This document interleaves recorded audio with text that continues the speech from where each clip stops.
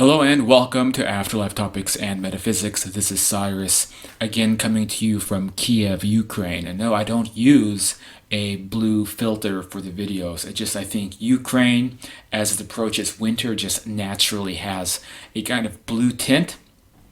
Can't explain it. It must just be the atmosphere. Although it could also be the window directly in front of me that is a little bit colored blue. So that's the rational explanation.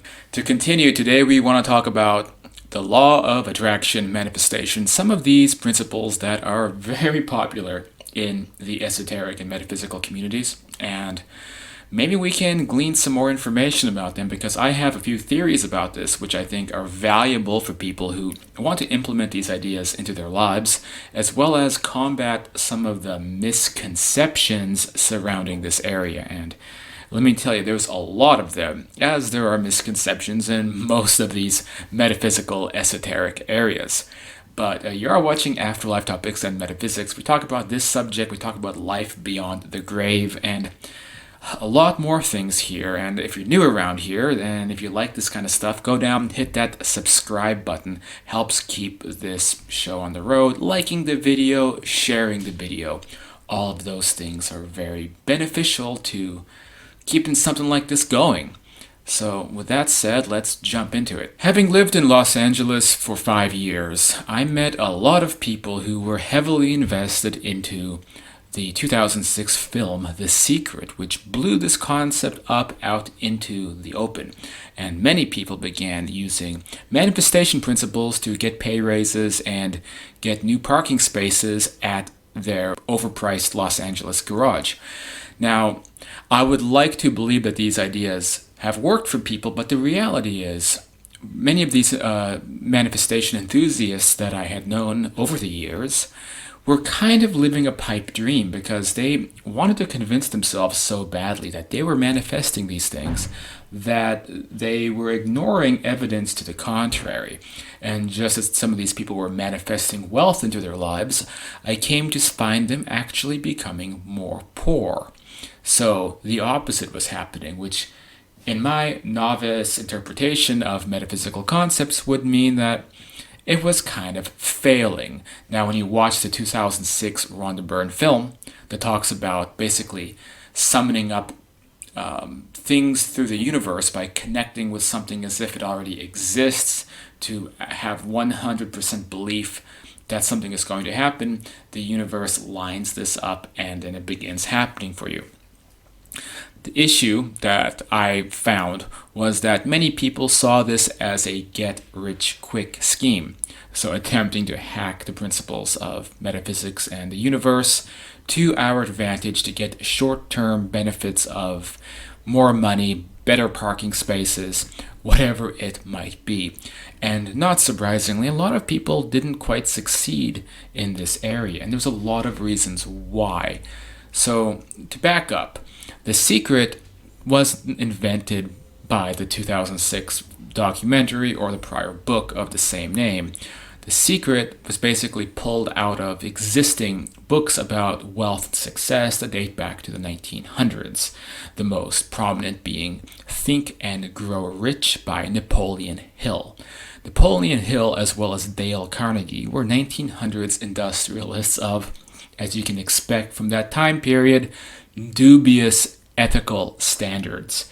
But they were also motivational speakers in a sense, and they both attributed much of their wealth to what we call the law of attraction, or manifesting something into reality, or more accurately, combining your thoughts and your intention and your actions together to make something new. The idea is if you miss one of these steps and you're doing the actions without the thoughts, without the manifestation behind it, then probably you will not have so much success in your endeavor. This is why people say you have to believe in the stuff you're doing and then you will succeed. And still, of course, it can be a slow process, but those who truly believe in what they're doing will have an unbelievable advantage over the people just doing it because they want to make a buck or some other lesser motivation. And Napoleon Hill teaches this concept in his book, and he does attribute metaphysical properties to the subject as well. In The Secret, they basically pulled those ideas out of those 1900s books and probably areas that go back even further than that. And they repackaged it for the modern audience, which of course manifested a lot of money to the people who created that whole new genre in the, I guess you could say, New Age or metaphysical communities. That brings us to where we are today. A lot of people still use these concepts and they live by it as a way to basically get the things they want in life. And my opinion on this, after doing a lot of analysis and some experimentation in this area, is I do believe the law of attraction is a real thing. But actually, there are other laws in the universe as well. And this is where and how I think people go wrong when attempting to manifest things into their lives.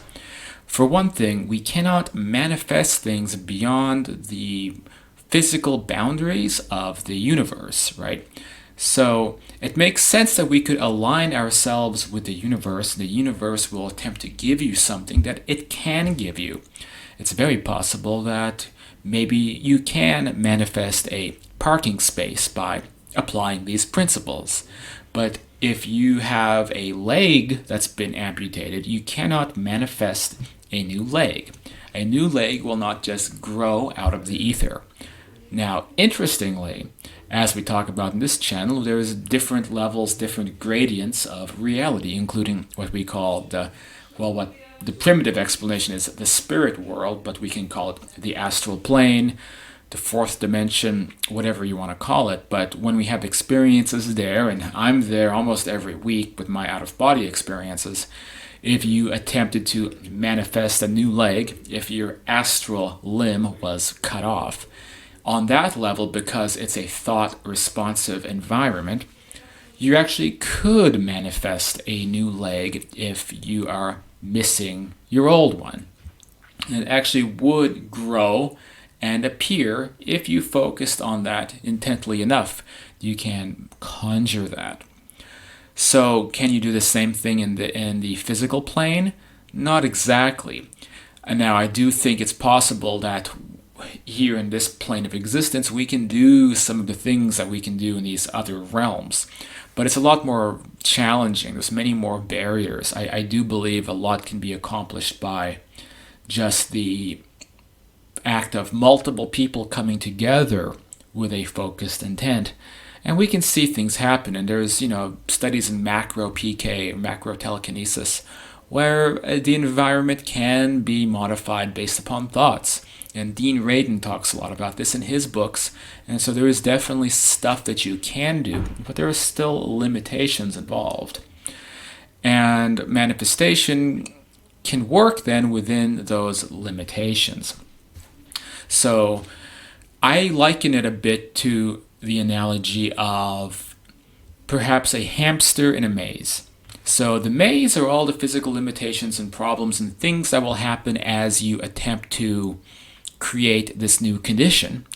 And the hamster, when you begin the manifestation process, you're basically giving the hamster a command, or you put a little piece of straw in its mouth, whatever hamsters carry around. You're saying, okay, hamster, deliver this to me.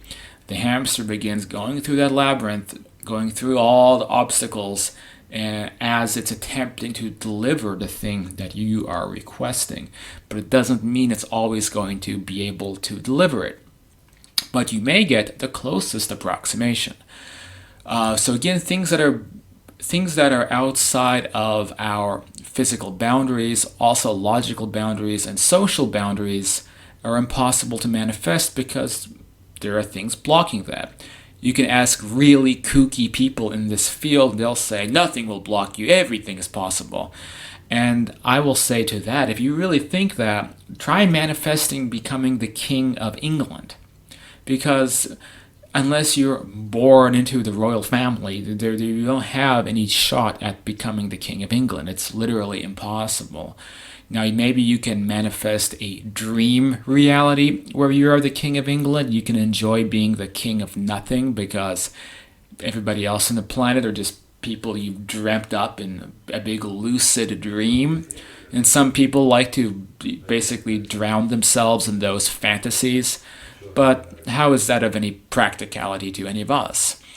But I do think if you give the hamster the command and it goes through the maze and it tries to bring you something, it might bring you the closest thing it can. So if you are manifesting becoming the King of England, maybe you'll get a job offer in London. And it'll be a high-paying job. You won't be the King of England, but you'll be the king of, your neighborhood. You'll be a king in England. You won't be the King of England. Get what I'm saying? But if we even want that to happen, we have to pay attention to one really important principle about manifestation. That principle is we have to command it ourselves. And so this is why a lot of those friends, people I've known in California, were obsessed with The Secret and they weren't really getting any results, is because, to be frank, they were kind of sitting on their butts. So in my experience experimenting with this subject, what happens is if we begin manifesting believing that something already exists, that we already have it, if you put a extra number in your bank account, you change it, you add a zero to it, and then you believe that this is how much money I have, this is how much money I will be provided by the powers that be. What will begin to happen are synchronicities, and interesting things will begin to unfold. And these synchronicities you have to pay close attention to, as well as your intuition. So it could arrive in a way that you wouldn't expect, including you have a sudden inspiration to take up a new hobby. And if you follow that hobby through to completion, you end up as a professional in that hobby, and then suddenly you're making the money that you wanted to make. Or you may even forget that you had this manifestation goal, and then years later you find that the house that you were trying to manifest, you're now living in that house, and you realize this is something that I was dreaming up once. I didn't think it was possible, and then I meditated on it. I focused on it for like a couple of hours. I sent the hamster running through the maze and to deliver it, and it's taken 5 years, but now I'm in the house. So the only way to make this work is you have to be continually taking action. I think this is kind of what Napoleon Hill was getting at. So you implement this into whatever your goals are, whatever your entrepreneurial goals might be, whatever it is. And it's going to allow synchronicities, and things will start happening where you'll be surprised to find things are just lining up in the direction that you want. The people you meet, it all works. Okay, if an actor is manifesting being a star of a TV show, he may by synchronicity meet a great casting agent, but it's up to the actor to connect with and make it work. Because then if that actor is too bashful to make an introduction to the agent, guess what? All that manifestation doesn't matter at the end because you didn't follow up on it. So you have to actually make the effort and make something work if you want to use these principles successfully. So this is the big mistake that I think a lot of people make in this area, and it's why they don't see success. So I will finish this with one quick story. I was doing an experiment because I was talking to Ziarnos a few interviews back on his channel. He was talking about how he manifested a Heineken beer. And I thought, well, this is easy. I'll manifest a Corona with lime. I haven't had one since I left the USA, a year ago. So I was on the airport going from Barcelona to London, focusing on the Corona with lime. And I thought, we'll see what happens. Well, next day, I have this friend who I was kind of couch surfing with, and I went to the store. She was showing me where to shop, and we went into the store together, and I noticed that she was, in the alcohol section, and she was buying Coronas, and that's a bit random. So I'm like, okay. And I think to myself, is she going to get lime? And then I checked the shopping cart. Sure enough, she has lime. So since she's being kind to me, I offered to pay for the Corona. She says, no, you don't have to pay. I'll get them and I'll give you one. So now I'm thinking, okay, interesting. So we make it back later, and now I'm holding a Corona with a lime, and I'm thinking, even though it's a bit funny how it happened, this is still like something I manifested. Like as if she received intuition to buy Coronas with lime so that the universe can kind of come together and make that thing happen on that subliminal, subconscious, sort of divine level, even though it's really silly example. But as an experiment, you can use these concepts on very small things just to test if it works. And it's a fun way to test it out and see what's going on with this, if it can actually work. But don't expect to use the law of attraction the way that it has been presented in pop culture. We should all think about that and consider how our thoughts are manifesting our realities. How sometimes the things that come to our lives, which are not so pleasant, could be related to some of the negative thinking that we have going, and that we can influence some of the things that happen to us through our intentions. And I know I've done it, and probably you can do it too.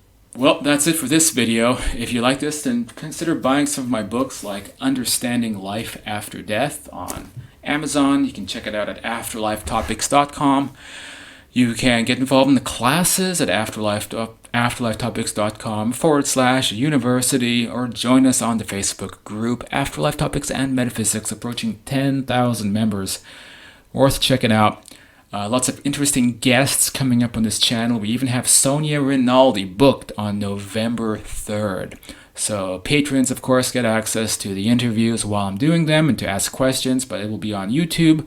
Following that, usually a few days later.